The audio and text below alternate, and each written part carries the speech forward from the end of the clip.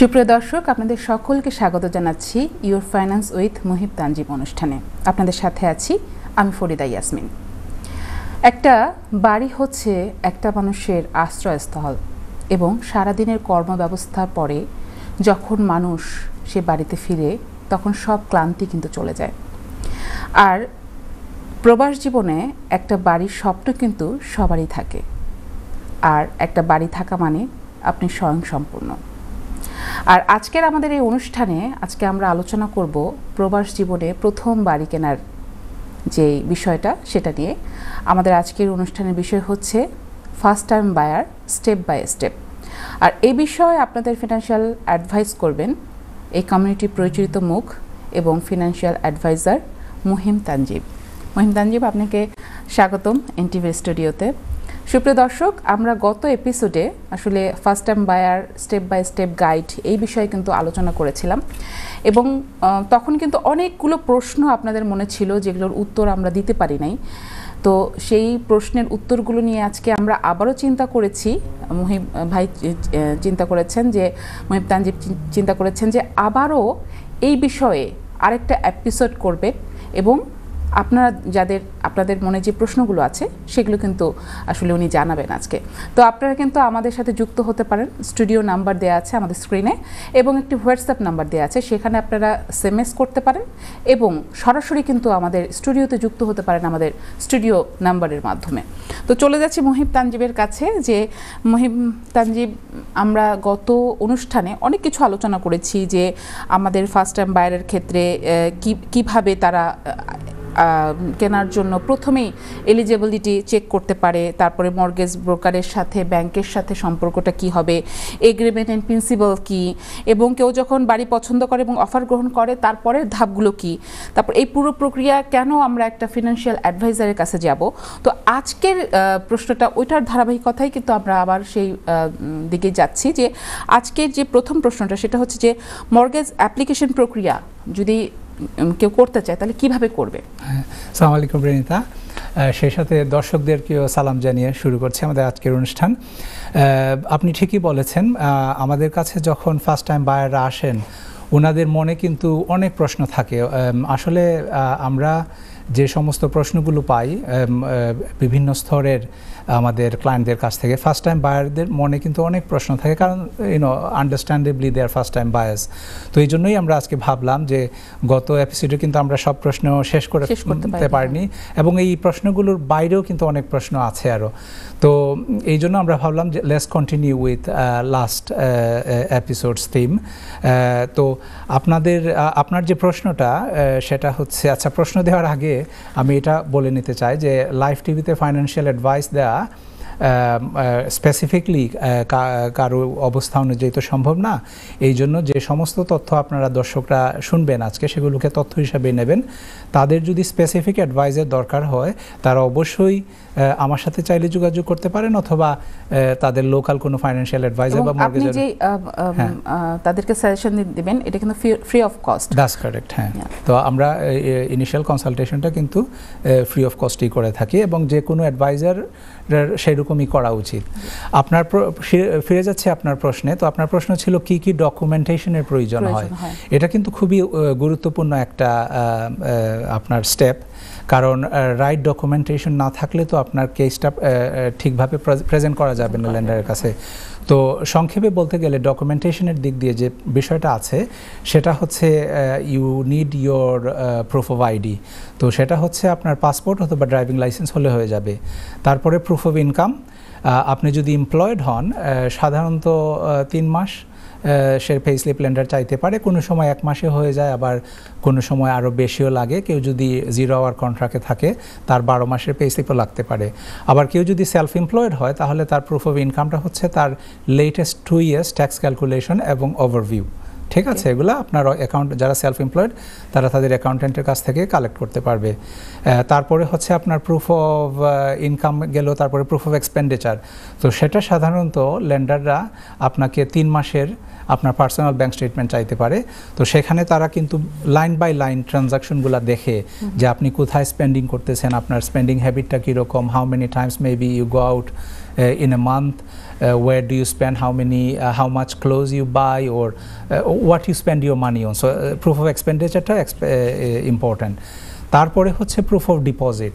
তো proof of ডিপোজিটের যে ব্যাপারটা সেটা হচ্ছে আপনার যদি সেভিংস হয় তাহলে লেন্ডাররা চাইবে 12 months bank statement to establish the saving trail. এখন আপনার অ্যাকাউন্টে যদি হঠাৎ করে আপনার 50,000 পাউন্ড চলে আসে গতকালকে আর আপনি ওইটা নিয়ে যান, এটা তো দিস 50,000 ইটস নট ইউর সেভিংসটা হচ্ছে সাধারণত লোকজন বিট বাই বিট আস্তে আস্তে তারা জমা করেন তার ব্যাংকে, তাই না? তো সেটাকে সেভিংস, ওইটা কীভাবে আপনার অ্যাকাউন্টে এসে পয়সাটা জমা হচ্ছে সেটা দেখার জন্য তারা 12 মাসের ব্যাংক স্টেটমেন্ট চাইবে। এখন ডিপোজিটের কোনো অংশ যদি আপনাকে গিফট হিসাবে কেউ দিতে পারে, আপনার ফ্যামিলি মেম্বার অথবা আত্মীয় স্বজন, এটা সর্বোচ্চ কত? গিফটের কোনো লিমিট নাই। এখন যদি আপনার একজন মিলিয়নের আত্মীয় থাকেন এবং উনি আপনাকে 200,000 500,000, কোনো লিমিট নাই যে কেউ যদি 50,000 পাউন্ডও দিতে চায়, কেউ যদি 1,000 পাউন্ডও দিতে চায় অথবা 100,000 পাউন্ড দিতে চায়, এটার কোনো লিমিট নাই, as long as they can afford to gift you that kind of money. Okay, so এখন উনি মানে এখন উনার যদি ইনকাম থাকে আপনার ধরেন 20,000 পাউন্ড এখন বছরে, অথবা 10,000 পাউন্ড, অথবা কোনো ইনকাম নাই, হঠাৎ করে তো সে এই দেশের লোক কি আপনাকে গিফট করতে হবে নাকি? হ্যাঁ, তো বাংলাদেশ থেকে আনার কোনো মানে লিগ্যাল কোনো মানে ওইটা তারা অ্যাকসেপ্ট করবে না, ঠিক আছে?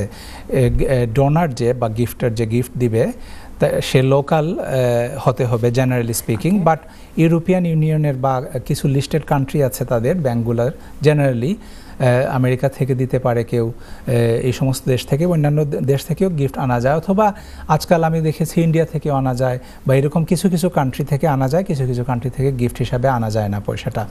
সো প্রুফ অফ আপনার ID, proof of income, proof of expenditure and proof of deposit, এগুলো সাধারণত। এর বাইরেও আরও ডকুমেন্ট কিন্তু ল্যান্ডার ক্ষেত্রভেদে চাইতে পারে। So clients or applicants would have to be prepared for any documents the lender demands. Okay, তো ফার্স্ট টাইম যে বায়াররা তারা আসলে সাধারণত কি কি ভুল করে থাকে, মানে একদম প্রাইমারি লেভেলের কি ভুল করে থাকে? যে অনেক সময় আমরা শুনেছি যে একবার যদি ভুল ডকুমেন্ট দেওয়া হয় তারপরে তারা আর মর্গেজ পায় না বা বাড়ি কিনতে পারে না, তো সেই ভুলগুলো কি কি? অবশ্যই, এবং এটা একটি মানে গুরুত্বপূর্ণ প্রশ্ন আপনি করেছেন যে মর্গেজ অ্যাপ্লিকেশনে আসলে টাকা পয়সার ব্যাপার, তো এখানে ভুল করার কোনো অবকাশ নাই, বা খুবই মানে ওয়ান্স আপনাকে তারা যদি কোনো ব্যাপারে সন্দেহ করে, ওই সন্দেহটা যদি কোথাও মানে ওরা, আমি একটু আপনার সাথে ইন্টারাপ্ট করছি, আমাদের একটা কলার আছে, একটা কল নিয়ে। অফকোর্স।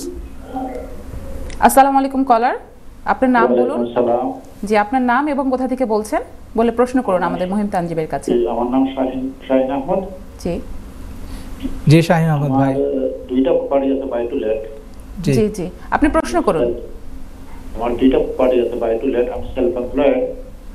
এখন আমি যদি আমার রেসিডেন্সিয়াল একটা প্রপার্টি কিনতে চাই, যে আমার কতদিন ওর সেলফ অ্যাসেসমেন্ট লাগবে, কি কি লাগবে? আপনার দুইটা প্রপার্টি আছে বাই টু লেট। এখন আপনার যে রেসিডেন্সিয়াল যেটা আপনি রেসিডেন্সে থাকেন, আপনি এটা ওন করেননি ভাই? আপনি ফ্যামিলির লোক থাকেন, সুন্দর, নো প্রবলেম। আপনার 2 বছরের সেলফ অ্যাসেসমেন্ট ওইলে ভালো হয়, tax calculation and overview, but 1 বছরের দিয়েও করা যায়। 1 বছর যদিও হয় তে আপনার লেন্ডার আছে যারা 1 বছরের ট্যাক্স ক্যালকুলেশন ওভারভিউ দিয়ে আপনার মর্গেজ দিব, বাট 2 বছর থাকলে আপনার লেন্ডারের অপশন আরও বাড়ে। সো আপনি কম্পিটিটিভ রেট আনতে পারবা আর কি। আশা করি আপনার প্রশ্ন উত্তর পাইছেন। জি, থ্যাংক ইউ ভাই। আমরা চলে যাচ্ছি আবার প্রশ্নে, যে আসলে মর্গেজ ডিপোজিট ছাড়াও আর কি কি অতিরিক্ত খরচ আছে আর কি? আচ্ছা, জানতে চাচ্ছিলাম। হ্যাঁ, আপনার যে আগের যে প্রশ্নটা কমন মিস্টেকস, হ্যাঁ কমন মিস্টেক, আচ্ছা ওখানে আমরা ছিলাম। হ্যাঁ, ওইখানে ছিলাম। তো কি ভুল করে আসলে, ওই যে আমরা ওই গত এপিসোডে বলেছিলাম না যে অনেকে আত্মীয় স্বজন বন্ধু বান্ধবের, মানে একটা বাংলা একটা কথা আছে না, মানে আপনি অসুস্থ হলে সবাই আপনাকে দেখবেন পরামর্শ দেবে, এই ওষুধ খাও, ওই ওষুধ খাও। তো অনেক রকম পরামর্শ, সিরিয়াস ব্যাপার মর্গেজের অ্যাপ্লিকেশনের জন্য আপনাদের মানে এই ফার্স্ট টাইম বায়ারদের বা এনি মানে বায়ারদের আপনার অ্যাডভাইজারদের কাছে যাওয়া উচিত, কারণ না গিয়ে ওনারা মন গড়া। প্রচুর পরিমাণে কল আসছে আমাদের। আচ্ছা, অবশ্যই মানে কল আসছে এবং দর্শকদের জানার অনেক কিছু আছে, কারণ অনেকেই যুক্তরাজ্যে বাড়ি কিনতে চান। আমাদের সাথে একটা কলার আছে। কলার, আসসালামু আলাইকুম। হ্যালো, আসসালামু আলাইকুম। জি, আপনার নাম বলুন, আপনি প্রশ্ন করতে পারেন মহিম তানজিবকে। আমার নাম ইসলাম। আমার প্রশ্ন হইছে গিয়া, যে সেকেন্ড হাউস হইলে কত পর্যন্ত এটা স্টাম্প ডিউটি পে করা লাগে, কত স্টাম্প ডিউটি পে করা লাগে? আচ্ছা, সেকেন্ড হাউস হইলে আপনি ফুল স্টাম্প ডিউটি পে করা লাগবো। আপনার ফার্স্ট আপনার যে থ্রেশহোল্ড আছে, মনে হরকা ফার্স্ট টাইম বায়ার হইলে একটা থ্রেশহোল্ড আছে, ও পর্যন্ত কোনো স্টাম্প ডিউটি পে করা লাগে না, নাই?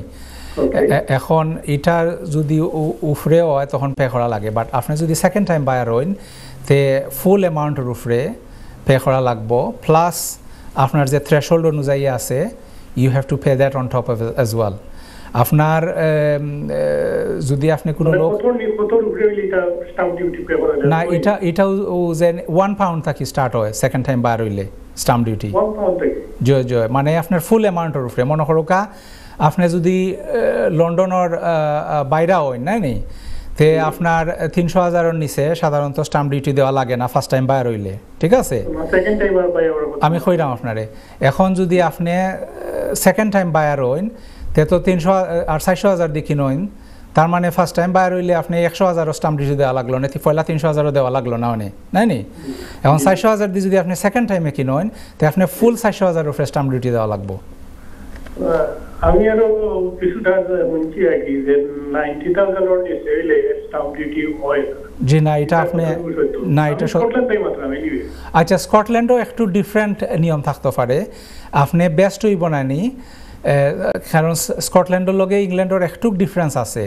বেস্ট হইব আপনি যদি লোকাল কোনো অ্যাকাউন্টেন্টরে জিখাই লাইন, দেন আপনার ট্যাক্স পজিশনরে আপনার অ্যাসেস করিয়া নানি বেচারা আপনার রাইট আনসার দিবা। এটা বিষয়ে আপনি কনফার্ম হওয়ার লাগে, বিকজ অনেক টাকা পয়সার বিষয় তো নাই নি, 100-200 পাউন্ড, তাহলে কোনো এক্সপার্টের লগে কনফার্ম হওয়া উচিত আপনি কোনো স্টেপও যাওয়ার আগে। আমি আপনার পরামর্শ দিব যে আপনি লোকাল কোনো অ্যাকাউন্টেন্টের কাছ থেকে বিষয়টা জানি লিবা ভাই। থ্যাংক ইউ আপনার শো দেখবার লাগি। ধন্যবাদ কলার আপনাকে। জি শিওর।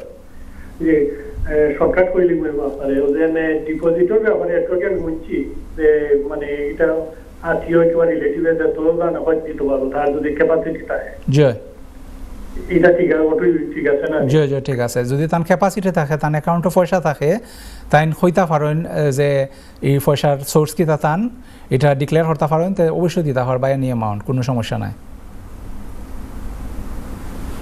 ধন্যবাদ কলার। প্রচুর পরিমাণে কল আসছে নাজিম, এবং যারা হচ্ছে আমাদের কল করতে চান তারা কিন্তু স্ক্রিনে নাম্বারে দেখানো নাম্বারে কল করতে পারেন, হোয়াটসঅ্যাপে মেসেজ করতে পারেন। চলে যাচ্ছে আরেকটি কলারের কাছে। আসসালামু আলাইকুম কলার। হ্যালো, আসসালামু আলাইকুম। জি, আপনার প্রশ্ন করুন।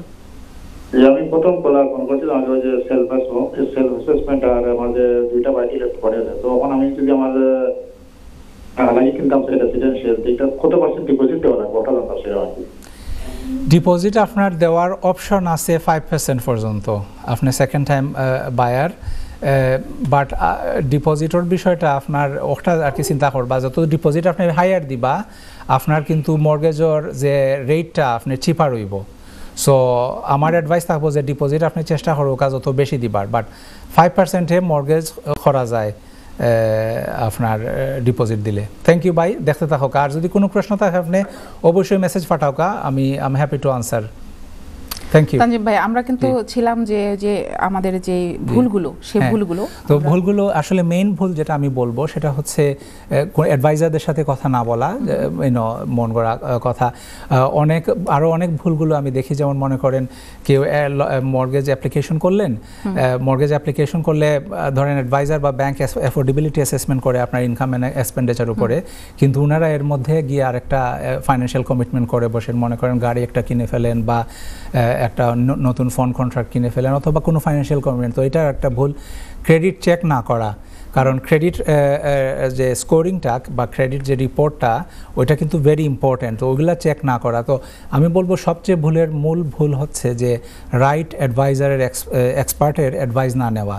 যদি আপনারা 6 মাস অথবা তারও পূর্বে যদি আপনি কথা বলেন একজনের, সে কিন্তু আগেই আপনাকে বলে দিবে হাউ ইউ শুড প্রিপেয়ার। ঠিক আছে, এটা আমরা এটা তো জানলাম। তো আরেকটা বিষয় জানতে চাচ্ছি, সেটা হচ্ছে যে ডিপোজিটের জন্য আমরা চিন্তা করলাম যে ডিপোজিটের জন্য আমরা একটা টাকা রেডি করলাম, কিন্তু ডিপোজিট ছাড়াও আর কি কি খরচ আছে একটা বাড়ি কেনার ক্ষেত্রে? এটা আরেকটা খুবই গুরুত্বপূর্ণ প্রশ্ন, কারণ এই ব্যাপারটা অনেকেই বিশেষ করে ফার্স্ট টাইম বায়াররা মাথায় রাখেন না।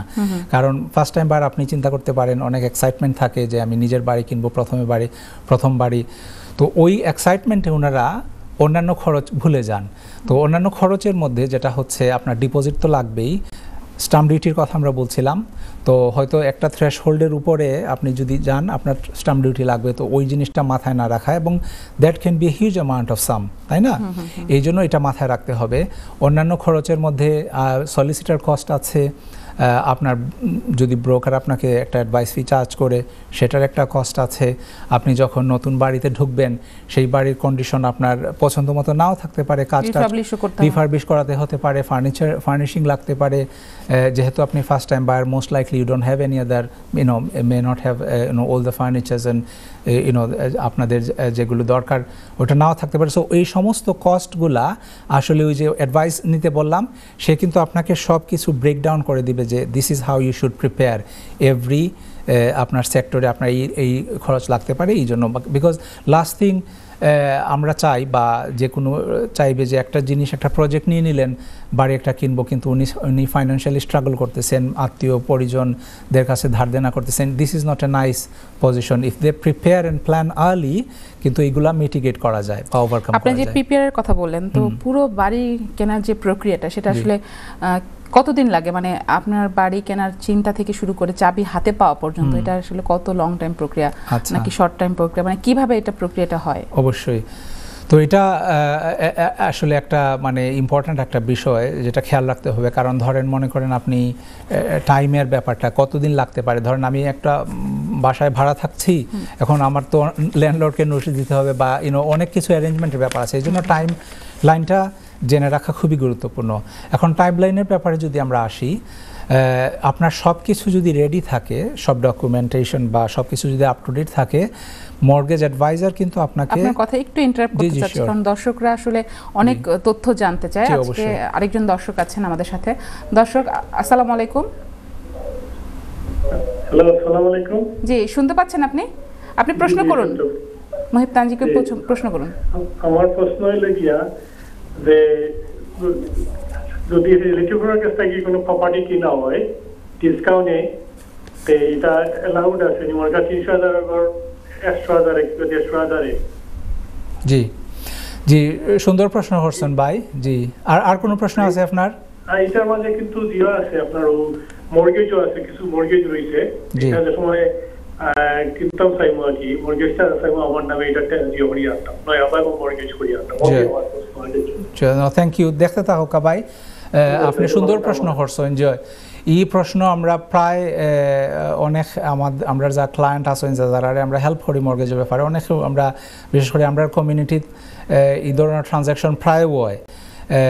আপনার কোয়েশ্চেন হইল গিয়া এটা মানে প্রসেসটা কিলা, এটা ব্যাংকে অনেক ব্যাংক আছে এটা অ্যালাউ করবো, এবং যে মনে হরকা 300,000 গড় যদি আপনি প্রপার্টি যদি আপনি 150,000 কিনেন আপনার বাইরের গোছ থাকি বা আপনার প্যারেন্টসের গোছ থাকি, 150,000 আপনি ডিসকাউন্ট পাইলা। তো ও ডিসকাউন্টটা আপনি এজ এ ডিপোজিট দেখাইতে পারবা। তো আপনার আর কোনো ক্যাশ ডিপোজিট দেওয়া লাগতো না। তো মানে ও 300,000 গড় আপনি 150,000 লইলা, 150,000 আপনার ডিসকাউন্ট, আপনার মনে হরকা আপনার প্যারেন্টসের কথাই কিনলা। সো ওটা আপনি ডিপোজিট হিসাবে দেখাইতে পারবো। অনেক লেটার আছে এটা অ্যাকসেপ্ট করবো, বাট আপনার যে পারচেস প্রাইস এটা তারা মানে ধরবো 300,000, ঠিক আছে? তার মানে আপনার যে স্ট্যাম্প ডিউটি বা অন্যান্য যে বিষয় আছে এইগুলাও কিন্তু 300,000-এর উপরে ক্যালকুলেট হইব। বাট আপনি ফ্যামিলি মেম্বারের অবস্থা কি আপনি ডিসকাউন্টেড প্রাইসে আপনি প্রপার্টি কিনতে পারবা, এবং ও ডিসকাউন্টটা ডিপোজিট হিসাবে ইউজ করা যাইব। আশা করি আপনি প্রশ্ন উত্তর পাইছেন। Thank you.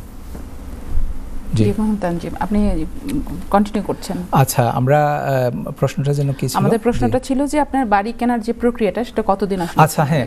তো আপনার যদি সব ডকুমেন্টেশন আপনার যদি আপ টু ডেট থাকে, তাহলে আপনি আপনার অফার কিন্তু চলে আসবে উইদিন মনে করেন 2 to 4 weeks maximum. It should not take more than that. ঠিক আছে, প্রায় আমাদের অভিজ্ঞতা দেখেছি আমরা 2 সপ্তাহের ভেতরে একটা মর্গেজ অফার কিন্তু সব কিছু আপ টু ডেট থাকলে এসে যায় within 1 week, depending on the lenders, but most lenders আপনার 1 উইক ভ্যালুয়েশন তারা ইনস্ট্রাক্ট করে ফেলে। ফলোয়িং উইক তারা আন্ডার রাইটিং কমপ্লিট করে, তাদের অ্যাসেসমেন্ট কমপ্লিট করে they may give you the offer. So 2 to 4 weeks. তারপরের যে সময়টা হচ্ছে ওই সময়টাই আপনাদেরকে অনেক ধৈর্য ধরতে হবে। সেটা হচ্ছে সলিসিটার যে তার লিগ্যাল ওয়ার্ক, ওইটাতে কিন্তু অনেক সময় লাগে। সলিসিটাররা অনেক সময় সব কিছু তাদের আয়ত্তের ভেতরে থাকে না। মনে করেন তারা হয়তো লোকাল অথরিটির সাথে যোগাযোগ করতে হয়, ওনাদেরকে ইনস্ট্রাকশন দিতে হয়, এনভায়রনমেন্টাল সার্চের ব্যাপার আছে, ড্রেনেজ সার্চের ব্যাপার আছে, অনেক লিগ্যাল বিষয় আছে। সো ওইগুলা রিপোর্টটা রিকোয়েস্ট করার পরে আস্তে আস্তে অনেক দেরি হয়ে যায়। আবার অনেক স্কেজুল তো করতে হয় কাজ, অনেক এই লিগ্যাল ব্যাপার, ল্যান্ড রেজিস্ট্রির সাথে অনেক কিছু ব্যাপার আছে। তো আমার অভিজ্ঞতায় আমি দেখেছি ধরেন 8 to 12 weeks, it should not take longer than that. But আমি আমার দর্শকদেরকে যারা ক্রেতা আছেন বা অ্যাপ্লিক্যান্ট আছেন ভবিষ্যতে কিনতে যাবেন, আমি তোমাদেরকে বলবো যে stay on top of this, keep communicating with your solicitors. আপনার সলিসিটারের সাথে যোগাযোগটা রাখেন, তাদেরকে প্রশ্ন করেন তাদের আর কিছু লাগে কিনা। অনেকে এটাও আমরা দেখেছি সলিসিটার ইমেল দিল বা রিকোয়েস্ট করলো কিছু। একটু ইন্টারাপ্ট করে আপনাকে, আমাদের একজন কলার আছে। কলার, আসসালামু আলাইকুম। কলার, আপনি শুনতে পাচ্ছেন? জি, আসসালামু আলাইকুম। জি, আপনি আপনার প্রশ্ন করুন। আমি একটা কোশ্চেন আছে আমার রাইট টু বাই সম্বন্ধে। জি শিওর, খোকা ভাই। রাইট টু বাইটা আন্ডার আমার আম্মার নামে, বাট আমি ওখানে আর কি বছরের প্রায় 12 মান্থের উপরে আমার অ্যাড্রেস ইউজ করা আছে as a family member. G, but at the same time আমি আরেকটা কাউন্সিলের করে টেনেন্ট, সিকিউর টেনেন্ট। জি। সো আমার আম্মা তো বয়স্ক, উনি মর্গেজ একটু সমস্যা দিয়েছে রাইট টু বাই এর। আমি কি ফ্যামিলি মেম্বার হিসেবে আমি জয়েন্ট ভাবে অ্যাপ্লাই করছি, কিন্তু এটা কি সাকসেস হবো না জয়েন্ট মর্গেজ সোল প্রোপাইটার যে একটা মর্গেজ আছে ওগুলার কোনো অপশন আছে? এটার অপশন আছে। আচ্ছা, এখন কোয়েশ্চন আপনার ইনো দুইটা না নি, একটা হইল গিয়ে আপনার রাইট টু বাই প্রপার্টি আপনার আম্মার নামে আইছে, সো ওনো আপনি জয়েন্ট টেনেন্ট হিসাবে অ্যাড হইতা চাইরা না নি?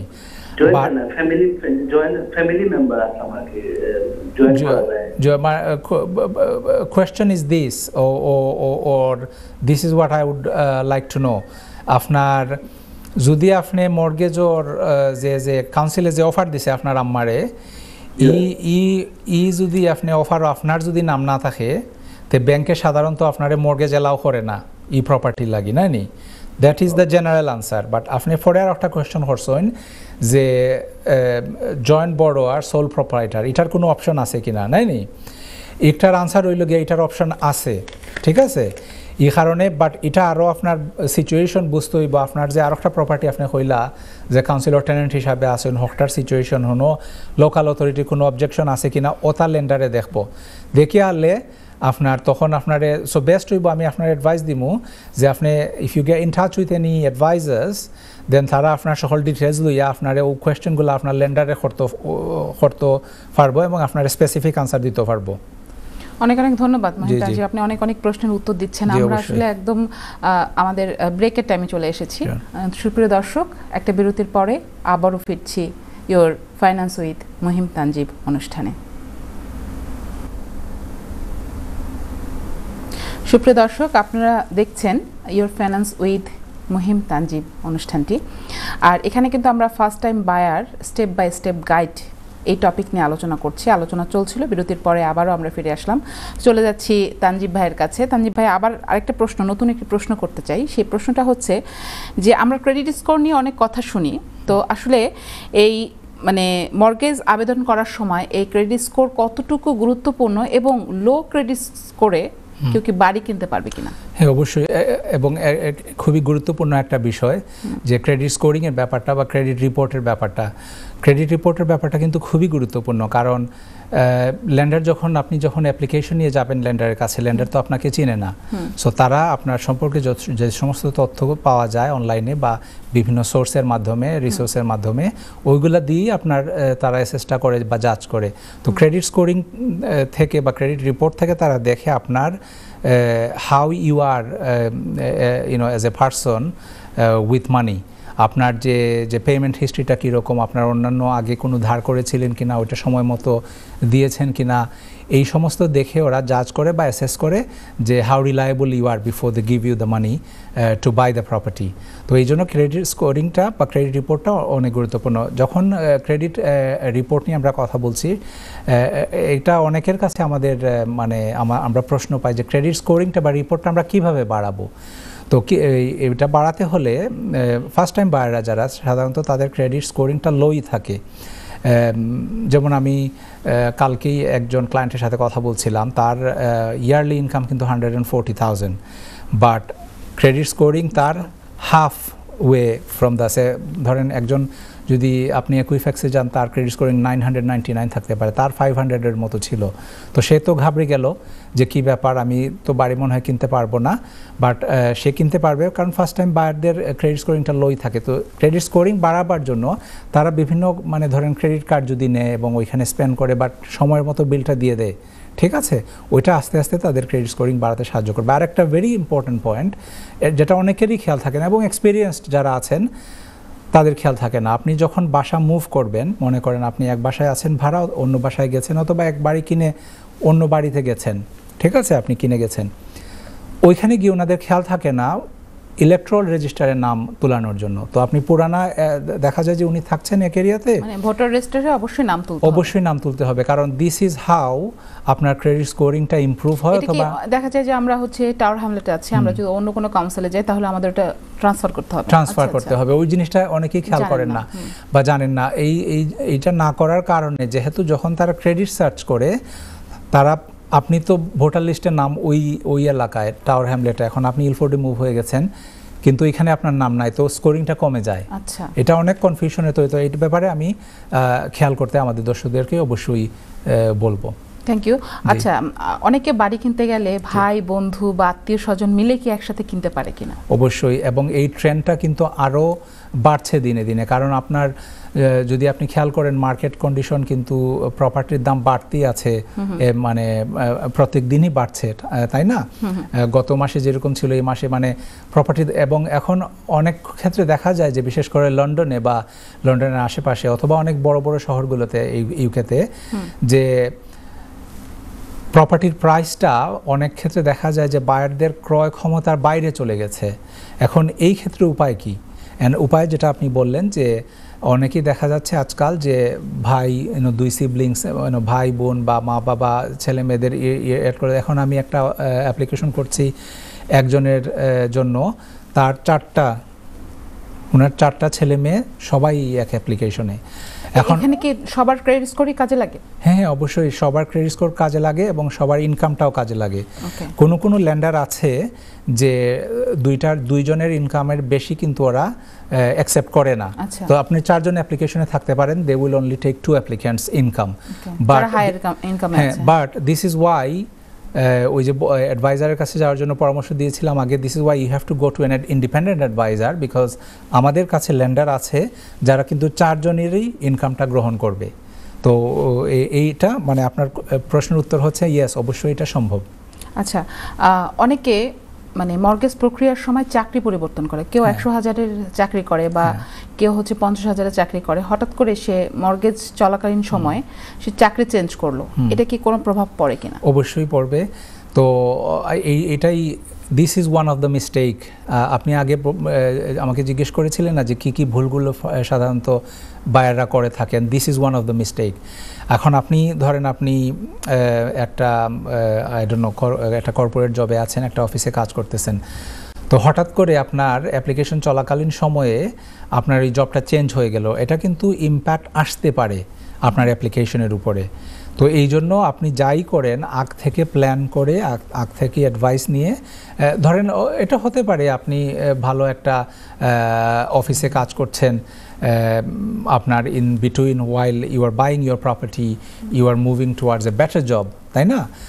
এটা আপনার ভালো হতে পারে, আবার খারাপও হতে পারে। এই জন্য আগে থেকে অ্যাডভাইস নিয়ে, আগে থেকে প্ল্যান নিয়ে এটা করা উচিত।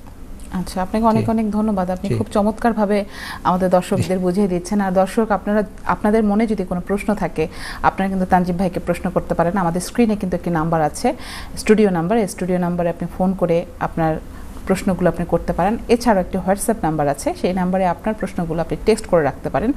তানজিব ভাই কিন্তু আপনাদের যে অ্যাডভাইসগুলো দিবে সেটা ফ্রি অফ কস্টে আপনাদেরকে দিবে, আপনারা কিন্তু ইচ্ছা করলে তার সাথে যোগাযোগ করতে পারেন।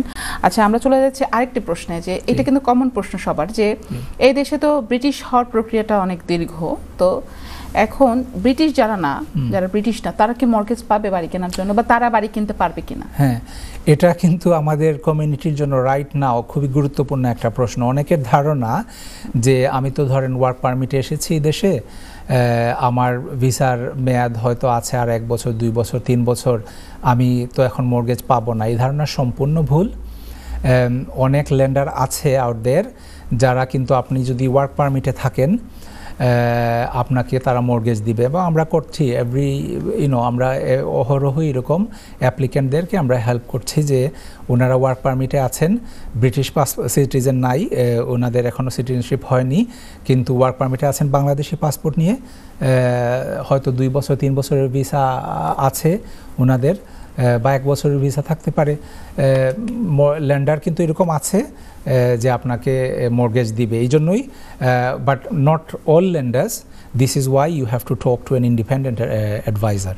ওকে, অনেকে হচ্ছে বাড়ি কেনার সময় একটা সার্ভে করে, তো নতুন যে বিল্ডিংগুলো, সেই নতুন বিল্ডিংগুলো কেনার ক্ষেত্রে, মানে সেখানকার ফ্ল্যাটগুলো কেনার ক্ষেত্রে কি কোনো সার্ভে করার প্রয়োজন আছে কিনা?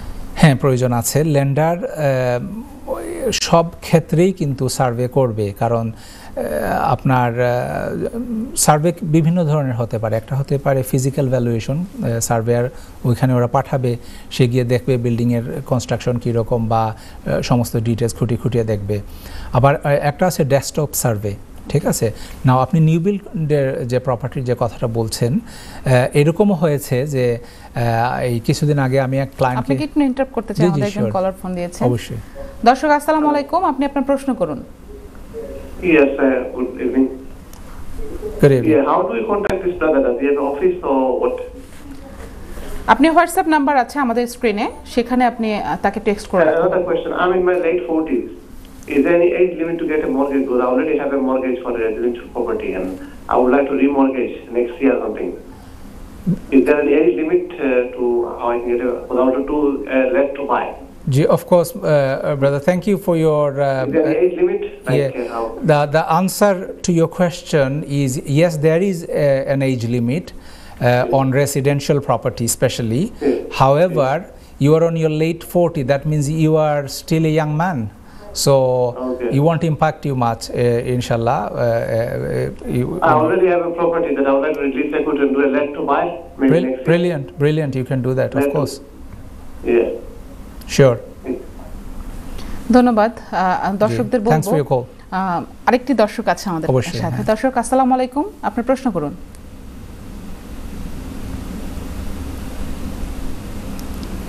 জি, আসসালামু আলাইকুম। আমার মনে হয় লাইনটি কেটে গেছে, তো আমি আপনাকে আরেকটা প্রশ্ন করতে চাই। অনেকগুলো প্রশ্ন কিন্তু আছে, মানে প্রশ্ন অনেকগুলো আছে, আমি জানি না আজকে শোতে আমরা সেই প্রশ্নগুলো শেষ করতে পারবো কিনা। আরেকটি গুরুত্বপূর্ণ প্রশ্ন হচ্ছে যে মাসিক কিস্তি কমাতে আমি কি কেউ কি দীর্ঘমেয়াদী মানে মর্গেজ টার্মটা বেছে নিতে পারে কিনা? হ্যাঁ, অবশ্যই। তো মাসিক যে আপনার যে কিস্তিটা বা মান্থলি যে রিপেমেন্ট অ্যামাউন্ট, ওইটা কমানোর জন্য অবশ্যই আপনি লং একটা টার্ম নিতে পারেন।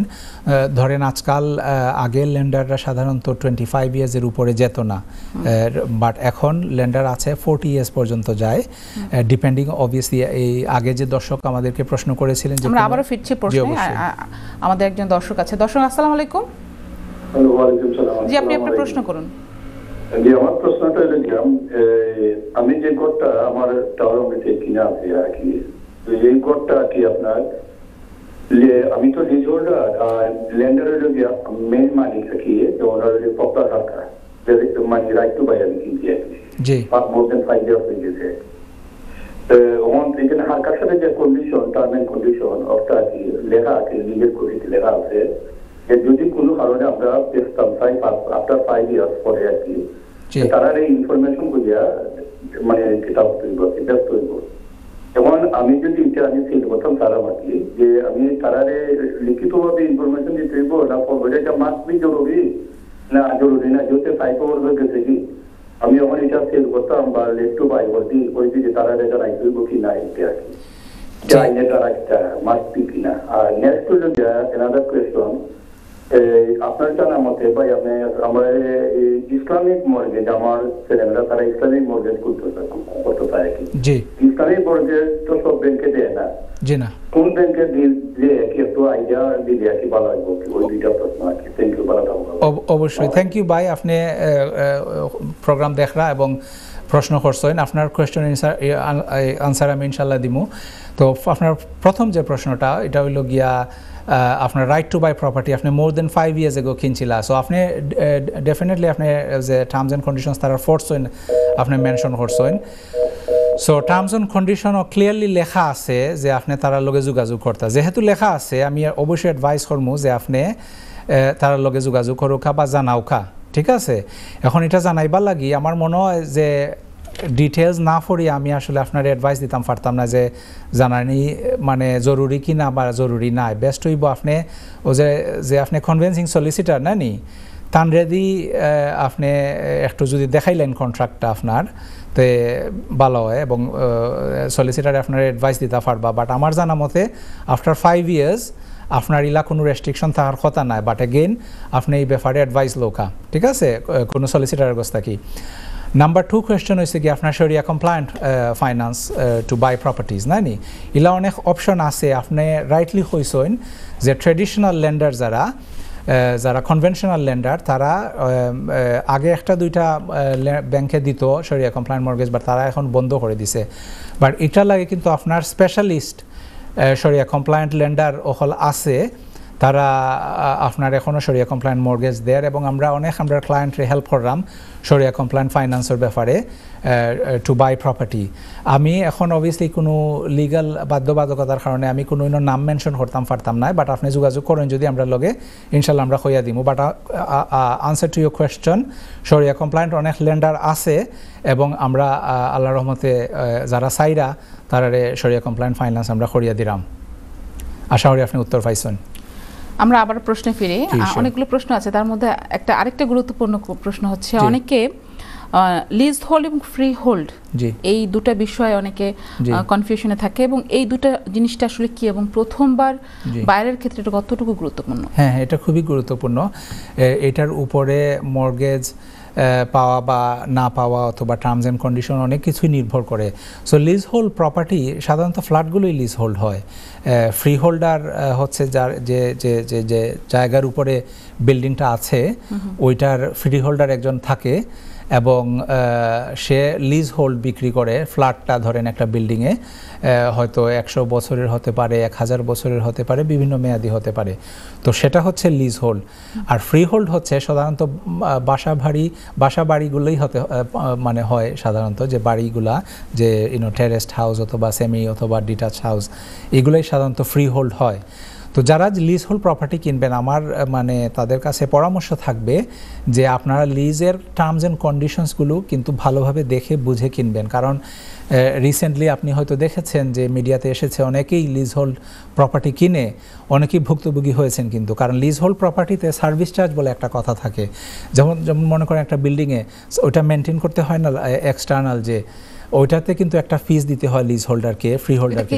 নতুন যে অ্যাপার্টমেন্টগুলো হচ্ছে এটা কি লিজ হোল্ডের মধ্যে? হ্যাঁ, লিজ হোল্ড অথবা পুরনো বিল্ডিংও, যেহেতু ইভেন যারা রাইট টু বাই কিনে কাউন্সিলের কাছ থেকে বেশিরভাগই কিন্তু I would say more than 90% is leasehold. তো এই ব্যাপারে লিজ হোল্ডের যে টার্মস অ্যান্ড কন্ডিশনস ওইটা কিন্তু আমাদের দর্শকদের পরামর্শ থাকবে আমার যেহেতু ওইগুলা যাতে ওনারা ভালোভাবে বুঝে দেখে এবং টার্মসগুলো পড়ে। কারণ সার্ভিস চার্জ বলে যে একটা কথা আছে ওইটা কিন্তু ইম্প্যাক্ট করে মর্গেজের উপর এবং দেখা যায় যে অনেক লিজ হোল্ডের কন্ডিশন থাকে যে সার্ভিস চার্জ ডাবল ট্রিপল হয়ে যায় ও কয়েক বছরের মধ্যে। তো এই ব্যাপারে খুবই সতর্ক হওয়া খুবই প্রয়োজন। এবং আরেকটা প্রশ্ন করতে চাই, সেটা হচ্ছে যে অনেকে সেভিংসের বিষয়টা আসে, যে বাড়ি কেনার ক্ষেত্রে প্রথমে কিন্তু টাকা পয়সার বিষয়টা আছে। এটা যদি কেউ আগে থেকে সেভ করে রাখে এটা আসলে এটা কি বাধ্যতামূলক যে আগে থেকে আমার অ্যাকাউন্টে সেভ আছে টাকাটা? হ্যাঁ, ওই যে আগে বললাম যে আপনার সেভিংস যদি থাকে কারো অ্যাকাউন্টে, সেভিংস তো না যে আমি কালকে আমাকে 50,000 পাউন্ড কোথা থেকে আমি পেয়ে গেলাম ওইটা নিয়ে, এটা তো সেভিংস। একটু থামিয়ে দিচ্ছি আপনাকে, আমাদের একজন দর্শক আছে। দর্শক আসসালামু আলাইকুম। জি, আপনার প্রশ্ন করুন। জি আমার একটা প্রশ্ন হইলো যে কত হাজার পাউন্ড হইলে ফার্স্ট টাইম মর্গেজ লাগে অ্যাপ্লাই করা যায় কতটা হইলে? জি আচ্ছা, এখন মানে কত হাজার, আসসালামু আলাইকুম বইন, আপনি ফোন করার লাগি ধন্যবাদ। কত হাজার ডিপেন্ড করবো আপনি কত দি প্রপার্টিটা লইতা, নাই নি আপনার হয়তো প্রশ্নটা করতে চাইছিল আপনি কত পার্সেন্ট। 5% ডিপোজিট দিলে 95% মর্গেজ লওয়া যায়, ঠিক আছে, this is the answer. But not only that, আপনার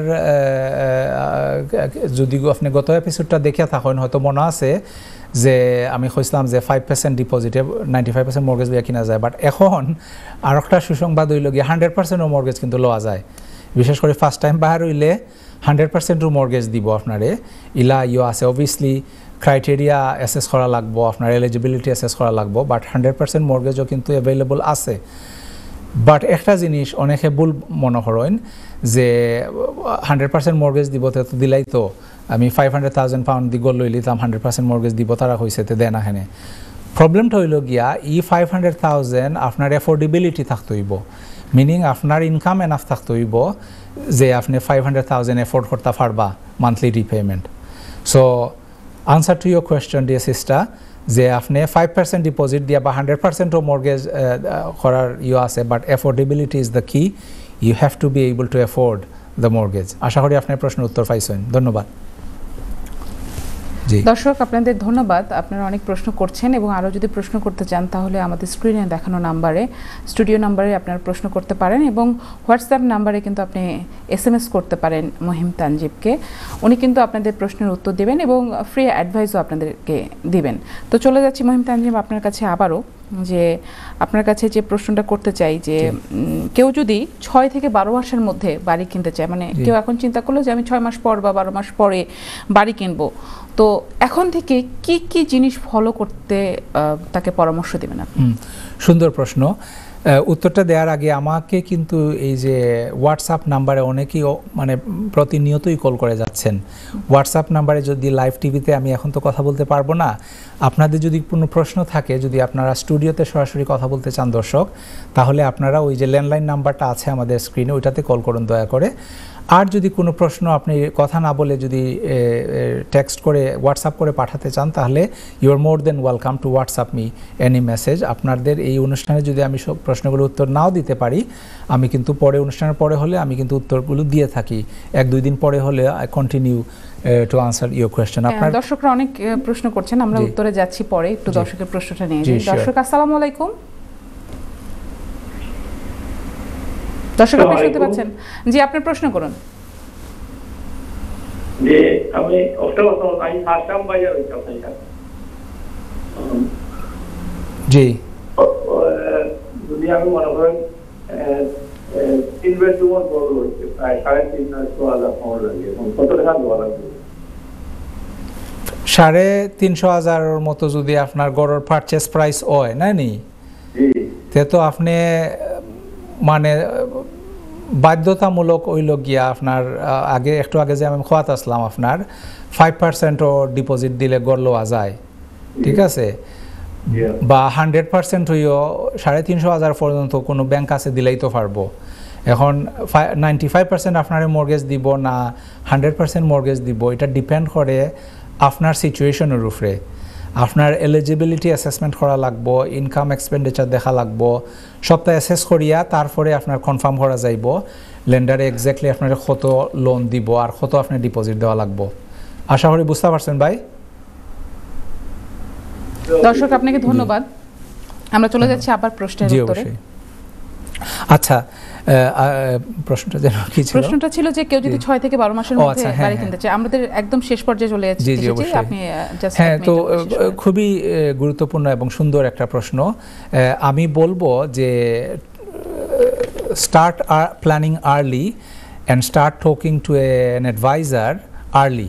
তো যদি আপনার পরামর্শ চাইতে সাধারণত অ্যাডভাইজাররা কোনো পয়সা কোনো ফিস চার্জ করার কথা না, ঠিক আছে। আপনি যদি পরামর্শগুলো প্রশ্ন করেন, আপনি রিসার্চ করেন, প্রশ্ন করেন, একটা প্ল্যান করেন, বাট স্টার্ট আর্লি, ঠিক আছে, এটা নাম্বার 1। নাম্বার 2 হচ্ছে ডিপোজিটটা সেভ করেন। অনেকে very popular question, what is the minimum or maximum I can provide as a deposit. আপনি যত বেশি পারবেন তত আপনার জন্য ভালো। এই জন্য ডিপোজিটটা আপনি যত বেশি সেভ করতে পারেন এটা আপনার জন্য ভালো। তো start saving early as well, এবং সব কিছু আপ টু ডেট রাখেন। আপনার পে স্লিপ, আপনার ব্যাঙ্ক স্টেটমেন্ট, আপনার proof of income, proof of expenditure সবগুলো আপনি আপ টু ডেট রাখেন। ডকুমেন্টগুলো রেডি রাখেন, কারণ অনেক সময় দেখা যায় বাড়ি আপনি পেয়ে গেছেন মনের মতো, কিন্তু আপনার ডকুমেন্টগুলো রেডি নাই। অনেক অনেক ধন্যবাদ মহিম তানজিব। আসলে এই বিষয়টা অনেক দীর্ঘ একটা বিষয় এবং অনেকগুলো প্রশ্ন কিন্তু উত্তর কিন্তু এখানে আসলে সবাইকে দিতে হচ্ছে বা অনেকে জানার অনেক বেশি ক্ষেত্র আছে। তো মহিম তানজিব, আপনাকে ধন্যবাদ এনটিভি স্টুডিওতে এসে আসলে আমাদের সময় দেওয়ার জন্য। বাড়ি কেনা খুব সহজ, আজকের অনুষ্ঠানের মাধ্যমে কিন্তু আপনারা জানতে পারলেন দর্শক, যদি আপনি দক্ষ এবং ফিনান্সিয়াল একজন অ্যাডভাইজারের অ্যাডভাইস নেন। তো আবারও কথা হবে আগামী অনুষ্ঠানে। সবাই সেই পর্যন্ত ভালো থাকবেন, সুস্থ থাকবেন, এনটিভির সাথেই থাকবেন। আল্লাহ হাফেজ।